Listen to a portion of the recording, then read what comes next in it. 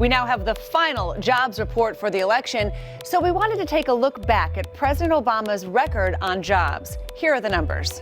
10.9 million. That's how many more jobs there are today than in January 2009 when President Obama took office. How does that stack up against other recent two-term presidents?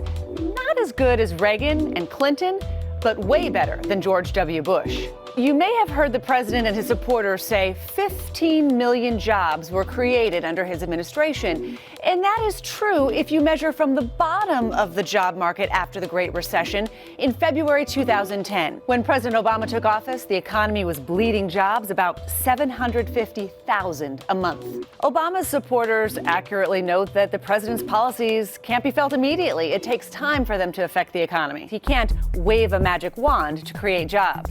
Still, it's spin to cherry-pick out the bad months and just include the good ones. But the trend is real. Since the final months of 2010, the nation has seen 73 consecutive months of job creation. That is robust by any measure. In fact, it's the longest streak on record.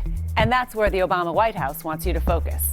It's a similar story with the unemployment rate. Obama entered office with a 7.8% jobless rate. It quickly jumped to 10% in the beginning of his term, but then has been steadily falling since then. It's now held steady near 5% for more than a year. But the big question is, of all those jobs added, are these good-paying jobs? Average hourly earnings rose about 2% a year under Obama's presidency. When you factor in inflation, that's not very good. That's why real median household income is barely up since Obama's first year in office. But more recently, household incomes have improved. So there you have it, Obama's record on jobs, unemployment, and wages. How will history judge him?